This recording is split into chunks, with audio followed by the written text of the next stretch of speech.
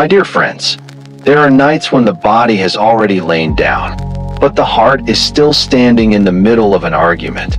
The room is dark. The phone is silent. The person who hurt you is no longer speaking. And yet, their words keep returning, softly at first, then again and again, like a stone dropped into a well that never stops echoing. Maybe they misunderstood you. Maybe they blamed you for something you did not do. Maybe they spoke your name with a sharpness that made your chest tighten. And now, long after the moment has passed, your mind is still trying to answer. It writes replies in the dark. It explains. It defends. It proves. It asks why they could not see your heart more clearly. My dear friends, this is how one sentence can become a whole night. Not because the sentence is still being spoken, but because somewhere inside, we have picked it up and carried it like a handful of dark mud pressed against the chest. Tonight, we will not force that mud away. We will simply learn where to place it. To place it does not mean to deny that it hurt. My dear friends, let us be very clear before we enter the old story. This is not a teaching about becoming silent while others harm you. This is not a teaching about swallowing disrespect and calling it peace. This is not a teaching about smiling while your heart is bleeding. There are times when a boundary must be spoken. There are times when the truth must be named. There are times when you must step away from a person, a room, a message, or a pattern that keeps wounding you. But there is also another moment, quieter and more hidden. It is the moment before the reply, the moment before the hand reaches for the phone, the moment before the mouth opens and lets the wound speak in your place. That moment is small, my dear friends, but it is powerful. In an old Buddhist retelling of the Buddha's life, there is a teaching given to Rahula, the Buddha's own son. The teaching does not begin with blame. It begins with the earth beneath all feet, the earth that receives flowers, the earth that receives mud, the earth that does not lose itself because of what is thrown upon it. Tonight, we are not learning how to let people walk over us. We are learning how not to become the mud they throw. So for now, my dear friends, do not ask yourself to let go. Only notice that you are here. Let the shoulders fall a little, as if they have been carrying a coat too heavy for the weather of this night. Let the jaw soften. Many unspoken replies have been held there. Many sentences have waited behind the teeth. Feel the tongue resting quietly in the mouth. Feel the throat, perhaps still tight from the words you did not say, or the words you wish you had said differently. Now bring a gentle attention to the chest. Do not force it open. Do not make it peaceful. Simply notice the rising, the falling, the small wave of breath moving through a body that has been trying so hard to protect you. Beneath the back, feel the bed. Beneath the bed, the floor. Beneath the floor, somewhere far below all thinking. The patient earth. It does not ask what happened today. It does not ask who was right. It does not demand that you solve the whole pain before you rest. It only holds. And for a few breaths, my dear friends, perhaps you can allow yourself to be held, not because everything is settled, but because even an unsettled heart deserves a place to lie down. And so, my dear friends, let us enter the old story quietly. It was the hour when the community of monks moved for alms, not with haste, not with hunger, but with the slow dignity of those who were also practicing with every step. Robes brushed softly against ankles. Bowls rested in the hands like small dark moons. The earth beneath them was dry and warm, holding the print of bare feet for a moment, then receiving the next footstep without complaint. Rahula was among them. He was young, devoted, and still learning how to keep the lamp of mindfulness lit while walking through the world. On that day, his mind wandered. Thoughts rose and carried him away from his breathing, away from the step beneath him, away from the simple act of walking. The Buddha, walking ahead, noticed. The line of monks stopped. The air grew still. Even the small sounds of the road seemed to soften.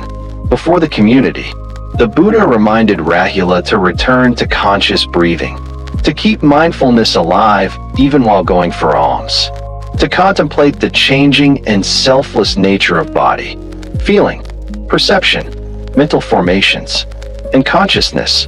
My dear friends, the words were medicine, but medicine can sting when it touches a tender place. After the Buddha continued walking, Rahula did not go on with the others. He left the line and went toward a small grove beside the road. There, under the shade of a tree, he sat down alone. Svastika saw him and followed. Rahula did not pretend to be calm. He told his friend that his heart was no longer able to go for alms. He had been corrected before the whole community. He felt ashamed. He wanted to spend the day in meditation. There was no anger in this moment, only the quiet wound of a young practitioner who had seen his own forgetfulness exposed. And sometimes, my dear friends, before the earth can teach us how to receive mud, we must first notice how painful it is when even one small handful touches the place called me. Later, when the alms round had ended and the meal had been shared, the day became quiet again. My dear friends, see the grove now. The sun was higher, but under the trees there was a coolness that did not belong to the road. The leaves held small pieces of light. The bowls had been washed. The dust had settled on the feet of the monks.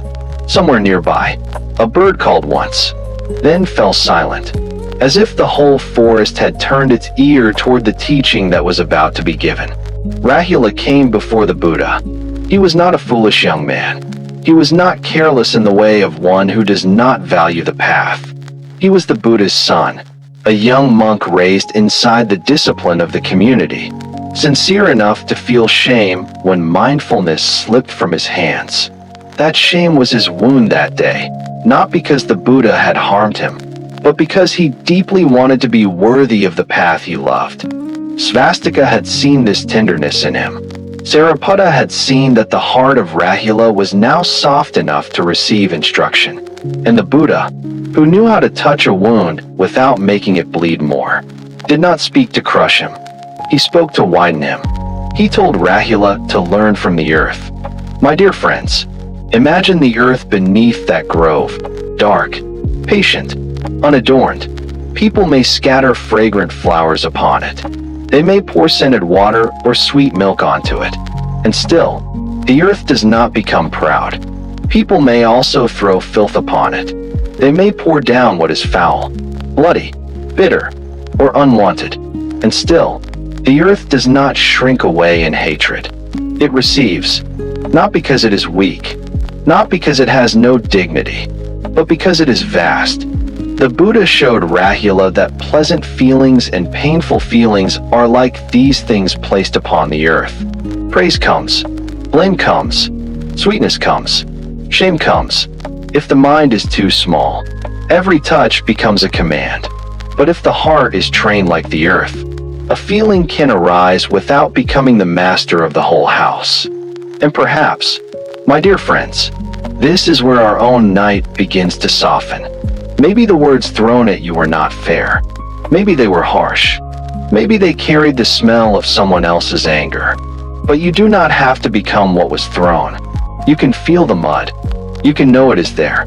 And still, somewhere deeper than the wound, remember the earth. And the Buddha did not stop with the earth. My dear friends, when a teaching is deep, it often turns slowly, like a jewel held near a small lamp. One side catches the light, then another, and each side shows the same truth in a different color. After the earth, the Buddha pointed Rahula toward water. Water receives what is washed in it. Something fragrant may be placed into it. Something soiled may also be placed into it.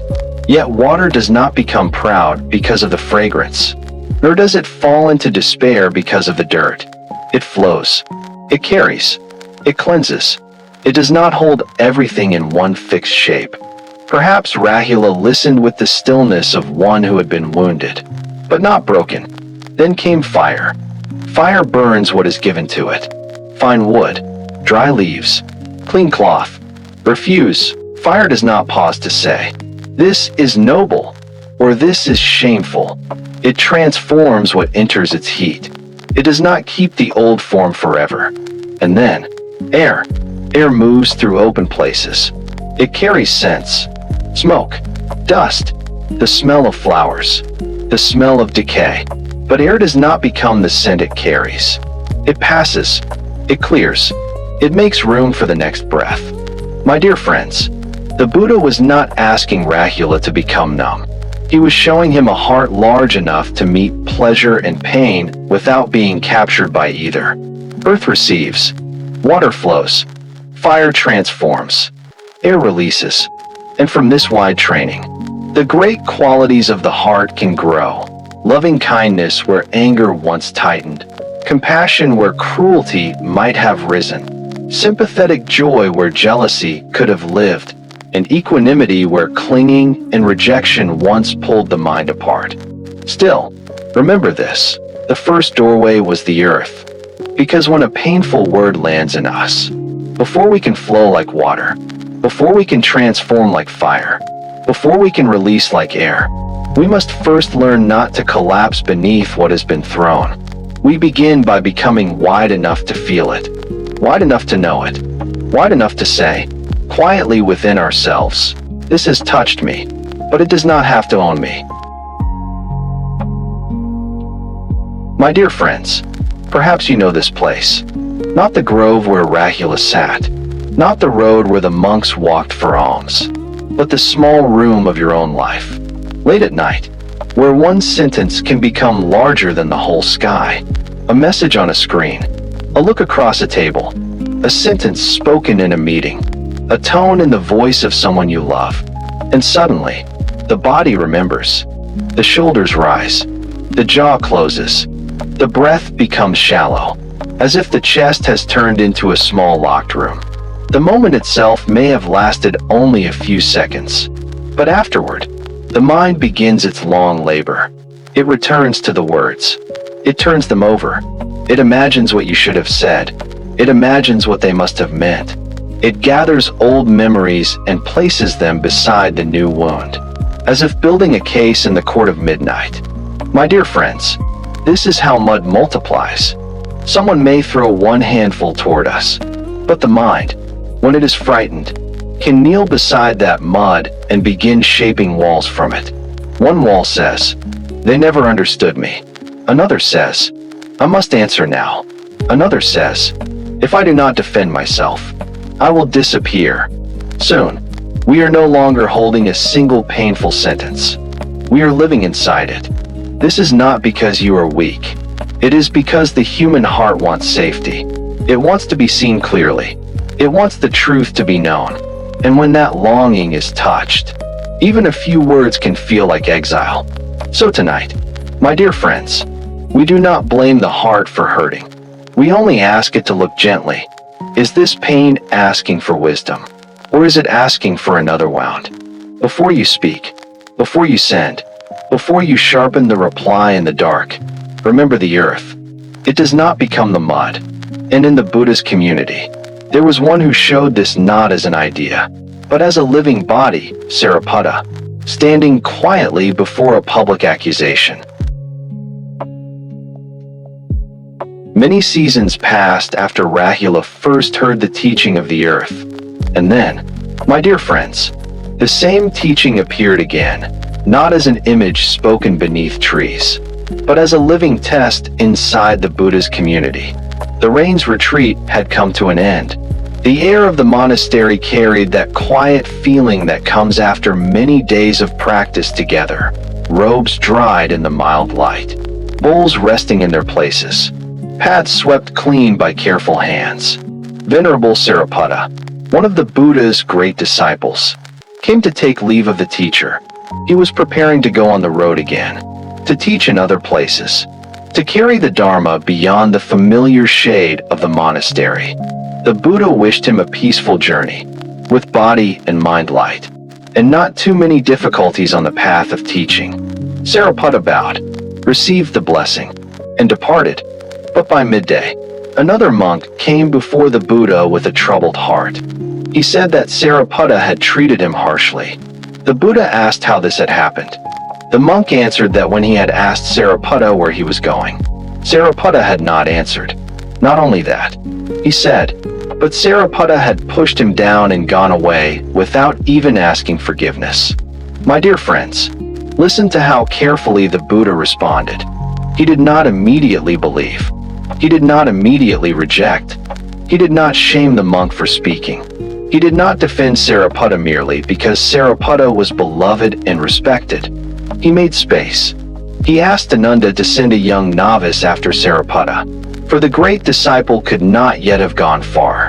And he said that in the evening, the whole community would gather in the Jita hall. So word moved quietly through the monastery. Ananda and Moggallana went from dwelling to dwelling, letting the monks know there would be an assembly that night. The news spread not like a shout, but like wind passing through bamboo. Sariputta had been accused. Sariputta was being called back. The matter would be heard before the community. By evening, Sariputta returned with the novice who had found him. He came not as a man rushing to defend his name, but as a monk returning to the presence of his teacher. The hall began to fill. Feet stepped softly across the floor. Robes folded around still bodies. Faces turned toward the place where the Buddha would sit. Outside, the day slowly gave itself to night. And somewhere in that quiet hall, my dear friends, a handful of mud had already been thrown. The question was not whether it had touched Sariputta's name. The question was whether Sariputta would become the mud. When the Buddha entered the hall, my dear friends, the whole community rose. There are silences that are empty, and there are silences that are full. This one was full of waiting, full of questions, full of the quiet weight that gathers whenever a respected name has been touched by accusation. The Buddha sat down. Sariputta was invited to sit near him, on a low seat to the Buddha's right. The great disciple did not look like a man preparing to strike back. He did not look like a man carrying the sharpness of wounded pride. He sat as one who had already placed his heart upon a wider ground. Then the Buddha turned to him and said that a monk had accused him of pushing him down and leaving without apology. Sariputta rose. He bowed to the Buddha. He bowed to the community. And when he spoke, he did not begin by saying, "I did not do this." He did not begin by naming the other monk as false. He began by pointing to practice. A monk who does not contemplate the body in the body. He said in essence, a monk who is not aware of the movements of his own body. Such a monk could push a fellow practitioner down and go away without asking forgiveness. Then Sariputta remembered Rahula. He remembered the teaching the Buddha had given many years before, to learn from earth, water, fire, and air, so that loving kindness, compassion, joy, and equanimity could grow. My dear friends, hear the humility in this. Sariputta was not using the teaching as a weapon. He was not saying, "I am pure, and the other is wrong." He was saying that he had practiced. For many years, he had carried that teaching inside his breath, inside his steps, inside the small movements of daily life. He had trained to act like the earth. The earth is vast. It receives. It holds. It transforms. Fragrant things may fall upon it. Foul things may fall upon it. Still, the earth does not cling to one or hate the other. So Sariputta stood there, with mud on his name, and did not throw mud back. And because he did not throw it back, my dear friends, the hall had room for truth to breathe. And then, my dear friends, because Sariputta did not cover the hall with the smoke of anger, something very quiet became possible. The monk who had accused him stood up. There are moments when a person rises, but it is not only the body that rises. The conscience rises. The hidden knot rises. The truth, which had been pressed down beneath fear or confusion, begins to come into the open air. The monk arranged his robe over one shoulder. He bowed before the Buddha. Then, with his hands joined, He knelt before the community and confessed. He had spoken wrongly. He had accused Sariputta unjustly. He asked to make amends before the Buddha and before the Sangha, so that his heart could become clean again, and so that he would not repeat such an action. My dear friends, notice the tenderness of this moment. No one needed to crush him. The Buddha did not turn his repentance into a public wound. He received it with clarity. The monk had recognized his mistake before the community. That recognition was good. The Sangha accepted his confession. Then the Buddha turned to Sariputta and asked him to let go of the monk's offense. Sariputta did not use his innocence as a throne. He did not stand above the other monk. He did not say, "Now you see who was right." He did not ask the community to remember his purity and the other monk's shame. He simply said that he was willing to forgive if the monk had truly repented. And then, with a humility as wide as the earth itself, Sariputta also asked the monk to forgive any faults he himself might have had. My dear friends, this is what happens when the earth does not throw mud back. The monk came before Sariputta and joined his palms. Sariputta rose. The two bowed to one another. In that hall, something heavy loosened. The air became open again. The faces of the monks softened. The community felt joy, not the sharp joy of watching someone lose, but the quiet joy of seeing a wound not become another wound. The mud had touched the ground, but because it was received by practice, it did not become a wall. It became part of the path. My dear friends, this is the quiet meaning of equanimity. It is not a cold heart. It is not a face that feels nothing. It is not the refusal to speak when truth must be spoken. It is not staying in a place where harm keeps returning and calling that patience. Equanimity is space. It is the space in which pain can be known without becoming hatred. It is the space in which blame can be heard without immediately becoming self-defense. It is the space in which a harsh word can touch the mind without taking command of the whole body. When Sariputta stood before the community, he did not become stone. A stone is hard. A stone cannot receive. A stone only resists. He became like the earth. The earth is not numb. It is alive with roots, seeds, rain, footsteps, heat, decay, and growth. It receives the flower and does not become intoxicated by fragrance. It receives the mud and does not become ashamed of darkness. It has room for both, because it is deeper than both.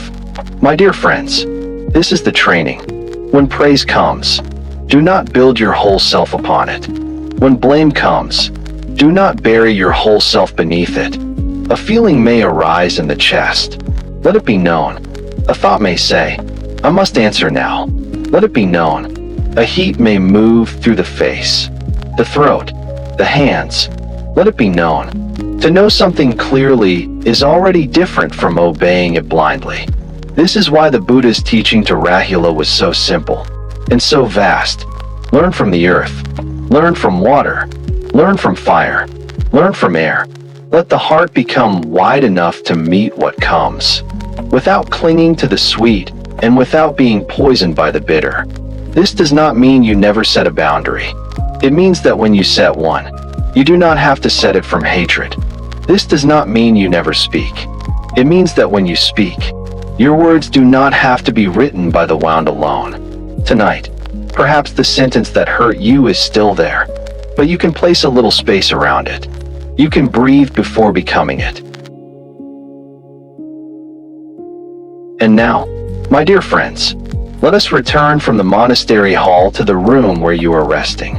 Perhaps there is no assembly around you tonight, no teacher sitting before you, no community waiting in silence, only the dim light of a room, the quiet weight of your body, and perhaps a phone lying nearby like a small door back into the wound.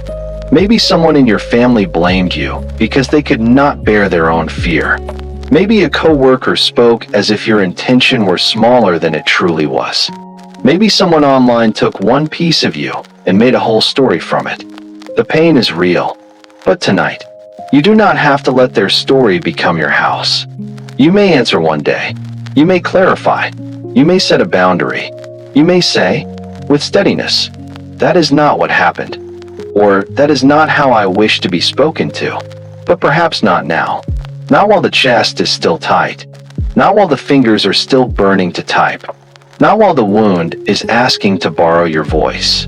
My dear friends, there is wisdom in waiting until the mud has stopped flying inside.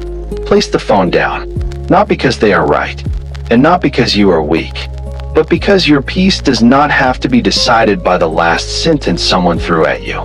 Feel the bed beneath you again. Feel the breath enter, leave, enter again, somewhere beneath all floors. The earth is still there, receiving the night, receiving the rain, receiving footsteps, ashes, seeds, and flowers. It does not become what falls upon it, and neither must you. So now, my dear friends, let the story become very simple. There was Rahula, learning from the earth. There was Sariputta, living as the earth when blame touched his name. And there is you, here in this quiet room, with your own heart, your own breath, your own small handful of mud from the day. You do not have to throw it back tonight. You do not have to swallow it. You do not have to prove, explain, defend, or repair the whole world before morning. Just place it down. Place the sentence down. Place the face down. Place the tone of voice down. Place the burning reply down. Just for this night. The earth can receive what your tired hands no longer need to hold. Outside, the dark is wide. Somewhere, rain may be touching soil. Somewhere, roots are drinking in silence. Somewhere, fallen leaves are becoming nourishment without needing to explain themselves. Let your shoulders soften again. Let the jaw unclench. Let the breath come and go like a small wind moving through an open field. My dear friends, the wound may still be there, but it does not have to sit on the throne of your mind tonight. You are allowed to rest before everything is solved. You are allowed to sleep before everyone understands you. Let the earth hold the rest of the night, and let your heart, for now, be held.